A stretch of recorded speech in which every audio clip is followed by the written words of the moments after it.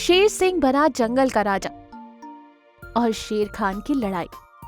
एक बार की बात है, जंगल में बंदर और खरगोश के बीच बहुत जोरों का झगड़ा हो रहा था। सारे जानवर वहाँ खड़े उनके झगड़े को देख रहे थे।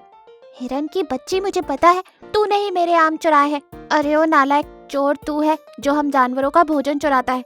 यूं वो झगड़ रहे थे कि उसी जंगल में रहने वाले शेर सिंह और शेर खान, जो बहुत अच्छे दोस्त थे, वहाँ आते हैं। शेर सिंह उन्हें रोकते हुए कहता है, अरे रुको रुको, यूं झगड़ा करने से कुछ नहीं होगा। हिरन, सच सच बताओ, क्या तुमने बंदर के आम चुराए हैं? इससे पहले कि हिरन कुछ कहे, हाथी बोलता है, शेर सिंह, बंदर झूठ बोल रहा है, उल्टा यही हम सबका भोजन चुरा लेता है। मुझे नहीं लगता कि हिरन ने इसके आम चुराए हैं। हाँ, वो कभी कभार मैं इनका भोजन चुरा लेता हूँ, उसके लिए मुझे माफ कर दो। शेर सिंह, मुझे भी माफ कर दो। वैसे बंदर के आम मैंने ही चुराए ताकि इसे सबक सिखा सकूं। देखो, ये जंगल हमारा घर है और हम सब एक ही परिवार का हिस्सा हैं। मैं चाहता हूँ कि हम सब प्यार और मोहब्बत से अपना घर, अपना जीवन गुजारें और ना कि लड़ाई झगड़े करके। शेर सिंह सही कह रहा है। अब चलो ये लड़ाई झगड़ा छोड़ो और सब एक दूसरे के साथ अच्छे दोस्त बनकर रहो। इस तरह दो दोस्त जंगल में शांति बनाए रखते थे। इसी जंगल में एक बाघ रहता था जो इन दोनों से बहुत जलता था। बाघ जंगल का राजा बनना चाहता था, जो शेर सिंह और शेर खान के रहते नामुमकिन था। वो उन दोनों के बीच फूट डालने की कई बार कोशिश कर रहा था, पर हर बार नाकामयाब हो जाता। एक दिन शेर सिंह जंगल में अकेले घूम रहा था। ये देखकर बाघ उसके पास जाता है और कहता है, अरे शेर सिंह, अकेले अकेले कहाँ जा रहे हो? ऐसे तुम्हें देखकर मुझे बड़ा ही अफसोस होता है। अफसोस? अब क्या बताऊं, इस जंगल में तो कोई राजा नहीं। जानवरों का कहना है कि इस जंगल में तो कोई राजा ही नहीं है। जानवरों का कहना है कि वो शेर खान को जंगल का राजा बनाएंगे।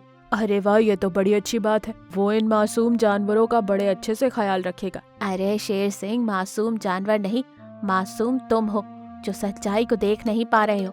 शेर खान जानवरों के सामने अच्छा बनने का नाटक कर रहा है ताकि वो उसे जंगल का राजा बना दे। अगर ऐसा हुआ तो इस जंगल में तुम्हारी कोई अहमियत नहीं रहेगी।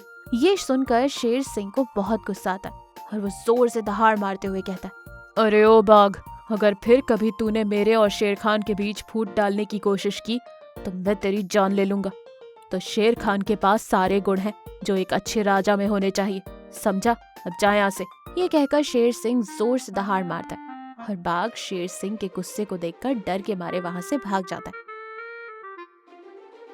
अगले दिन बाघ शेर खान को अकेला पाकर उसके पास जाता है। अरे बाघ, क्या बात है? तुम कुछ परेशान लग रहे हो। अब क्या बताऊं शेर खान, आजकल सब मतलबी हो गए हैं। अरे क्या बात है? देखो, शायद तुम्हें मेरी बात अच्छी ना लगे, पर ये सच है। जंगल के सारे जानवर तुम्हें जंगल का राजा बनाना चाहते हैं, पर शेर सिंह को ये बिल्कुल भी पसंद नहीं। वो नहीं चाहता कि तुम जंगल के राजा बनो। ये तुम क्या कह रहे? वो मेरा अच्छा दोस्त है।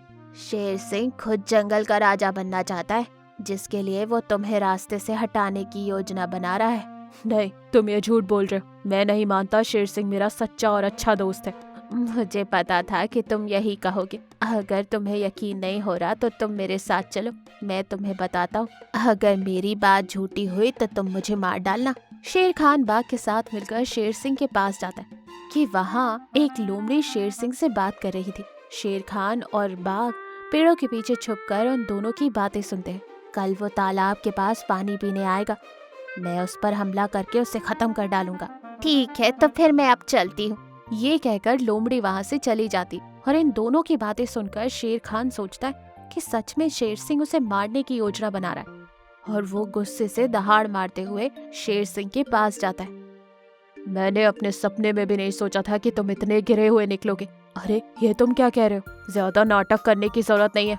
मैंने तुम्हारी और उस मक्कार लोमड़ी की बातें सुन ली और तुम क्या मुझे मारोगे? मैं ही तुम्हें खत्म कर दूंगा। ये कहकर शेर खान सिंह पर हमला कर देता है। शेर सिंह शेर खान को समझाने की बहुत कोशिश कर रहा था, पर दोनों के बीच जमकर लड़ाई होती। ये देखकर दूर खड़ा बाघ मन ही मन खुश हो रहा था। ये हुई ना बात, आज ये दोनों एक दूसरे को मार डालेंगे, फिर मैं आराम से इस जंगल का राजा बन जाऊंगा। यूं बाघ मन ही मन खुश हो रहा था कि वहाँ एक बाज आता है और वो उन दोनों को रोकते हुए कहता है, रुक जाओ, देखो ये सब उस बाघ का किया धरा है। उसने लोमड़ी के साथ मिलकर तुम दोनों के बीच दरार पैदा करने की कोशिश की। ये तुम क्या कह रहे हो? मैंने खुद अपनी आंखों से देखा और सुना कि ये शेर सिंह मुझे मारने की योजना बना रहा था। दोस्त, वो लोमड़ी तो मेरे पास मदद मांगने आई थी। कह रही थी कि बाघ ने उसके बच्चों को मार डाला है और वो चोरी छुपे जानवरों का शिकार कर रहा है। तो मैंने कहा था कि कल जब वो पानी पीने तालाब के पास आएगा तो मैं उस पर हमला कर उसे मार डालूंगा। ये सुनकर शेर खान शर्मिंदा हो जाता है और वो शेर सिंह से माफी मांगता है। वैसे दोस्त, अगर तुम मेरी जगह होते तो तुम भी वही करते जो मैंने किया, पर मुझे माफ कर दो। हाँ शायद, पर सच्चा दोस्त वही होता है जो दोस्त की बात को सुने और फिर फैसला करे। दोनों दोस्तों के बीच सुलह होते देख बाघ डर के मारे वहां से भाग जाता है।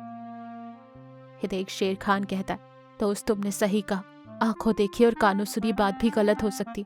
सच्चा दोस्त वही होता है जो अपने दोस्त पर विश्वास करे। दोस्त, मैं चाहता हूँ कि तुम जैसा ही समझदार और अच्छा शेर इस जंगल का राजा बने और इन मासूम जानवरों की रक्षा करे। यूं शेर खान शेर सिंह को जंगल का राजा बनाता है और फिर जंगल में खुशियां छा जाती हैं। इस कहानी से हमें ये सीख मिलती है कि सच्ची दोस्ती मतलब सच्चा विश्वास। बाघ ने बचाई हथनी के बच्चों की जान। एक जंगल में एक बाघ रहता था। वो सबकी मदद करके अच्छा नाम कमाना चाहता था, जिसके चलते वो अक्सर मुसीबत में घिर जाता।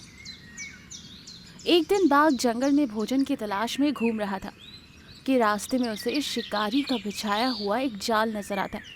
अरे, ये तो किसी शिकारी का बिछाया हुआ जाल लगता है। अगर मेरे दोस्त इसमें फंस गए तो मुसीबत में गिर जाएंगे।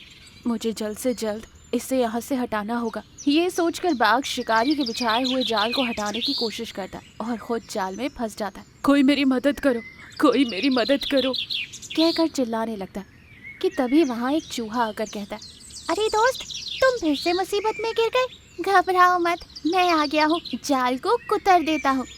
ये कहकर चूहा जाल को कुतर देता है और तुरंत बाघ बाहर आ जाता है। तुम्हारा धन्यवाद दोस्त। ठीक है, आगे से सावधान रहना। ये कहकर चूहा वहाँ से चला जाता है। उसी जंगल में एक हथनी अपने दोनों बच्चों के साथ खुशी खुशी जीवन गुजार रही थी। एक दिन हथनी अपने दोनों बच्चों से कहती है, बच्चों, लगता है बारिश होने वाली है, तुम लोग गुफा में ही रहो, मैं जाकर तुम्हारे लिए भोजन ढूंढ कर लाती हूँ। ठीक है माँ, जल्दी वापस आना, हम यहीं खेलते रहेंगे। ठीक है बच्चों। ये कहकर हथनी भोजन ढूंढने के लिए निकलती है। वो जा ही रही थी कि एक बड़ा सा पत्थर लुढ़कते हुए आकर उससे टकरा जाता है, जिससे वो घायल हो जाती। हथनी हिल भी नहीं पा रही थी। यूं वो कई दिनों तक चल नहीं पाती। वहीं दूसरी ओर हथनी के बच्चों के पास बाघ आता है। बाघ को देखकर हथनी के बच्चे कहते हैं, हमें कुछ मत करो, हमें कुछ मत करो। डरो नहीं बच्चों, मैं तुम्हें कुछ नहीं करूँगा। वैसे तुम लोग अकेले क्यों हो? हमारी माँ भोजन के लिए गई और वापस ही नहीं आई, हमें बहुत डर लग रहा है। तुम्हारी माँ ज़रूर वापस आएगी और तुम्हारे लिए बहुत ही स्वादिष्ट भोजन लेकर आएगी। तब तक मैं तुम्हारे साथ रहूँगा, तुम्हारे साथ खेलूँगा, ठीक है? तुम्हें डरने की कोई ज़रूरत नहीं, मैं हूँ ना तुम्हारा ख्याल रखने के लिए। ठीक है। ये कहकर हथनी के बच्चे बाघ के साथ घुल मिल जाते हैं। उस दिन से बाघ हथनी के बच्चों का ख्याल रखने लगता है। इधर हथनी अपने घाव कम होने के बाद बच्चों के पास वापस आती है। कुछ दूर से ही वो देखती है कि उसकी गुफा में से बाघ बाहर आ रहा है। ये देख हथनी डर जाती है और वो अपने मन में सोचती है, अरे, इस बाघ ने मेरे बच्चों को मार दिया, कुछ भी करके मुझे इस बाघ को ख़त्म करना होगा। ये सोचकर हथनी बाघ से नफरत पैदा कर लेती है। वो तुरंत बंदर के पास जाती और उसे सारी बात बताती। बंदर और हथनी दोनों मिलकर बाघ को फंसाने के लिए एक जाल बिछाते। आज वो बाघ इस जाल में फंस जाएगा, उसके बाद हम उसे मार डालेंगे। हाँ दोस्त, उसने हमारे बच्चों को मारा है, उससे कड़ी से कड़ी सज़ा मिलनी ही चाहिए। यूँ सोचकर वो जाल बिछाते और कुछ दूर जाकर चुपके से खड़े हो जाते कि तभी वहाँ बाघ आता है और सोचता है, अरे, लगता है ये किसी शिकारी का बिछाया हुआ जाल है। अगर इसमें कोई फंस गया तो मुसीबत होगी। मैं तुरंत जाकर जाल को वहाँ से हटाता हूँ। यूँ सोचकर वो जाल हटाने की कोशिश कर ही रहा था और खुद ही उस जाल में फंस गया। कोई मेरी मदद करो, अरे कोई मेरी मदद करो। यूं बाघ चिल्ला रहा था कि तभी बाघ की आवाज़ सुनकर हथनी के बच्चे भागते हुए आते और उस जाल को हटाने की कोशिश करते। ये सब वहाँ दूर खड़ी हथनी देख लेती। अरे बच्चों, इस बाघ की मदद मत करो, ये तुम्हें खाने के लिए गुफा के पास आया था। उसी बात का बदला लेने के लिए तो मैंने इसे फंसाया है और जाल बिछाया है। माँ, तुम गलत समझ रही हो। बाघ बहुत अच्छा है। जब तुम वापस नहीं आए तब बाघ ने ही हमारी देखभाल की और हमारी रक्षा की। क्या सच में दोस्त? मुझे माफ़ कर दो, मैंने तुम्हें गलत समझा। कि तभी वहाँ चूहा आता है और कहता, अरे दोस्त, तुम फिर से जाल में फंस गए। कोई बात नहीं, मैं अभी तुम्हें जाल कुतर कर बाहर निकालता हूँ। और चूहा फिर से बाघ को उस जाल से बाहर निकालता है। दोस्तों, मैंने कभी किसी को नुकसान पहुंचाने की कोशिश नहीं की, लेकिन अक्सर सब मुझे गलत समझते हैं। उनमें से तुम भी एक हो। कोई बात नहीं, आगे से हम सब मिलजुल कर खुशी खुशी जीवन गुजारेंगे। इस कहानी से हमें ये सीख मिलती है कि हमेशा दूसरों की मदद करनी चाहिए और साथ ही साथ बिना पूरी बात जाने कोई फैसला नहीं लेना चाहिए और अपना भी ख्याल रखना चाहिए।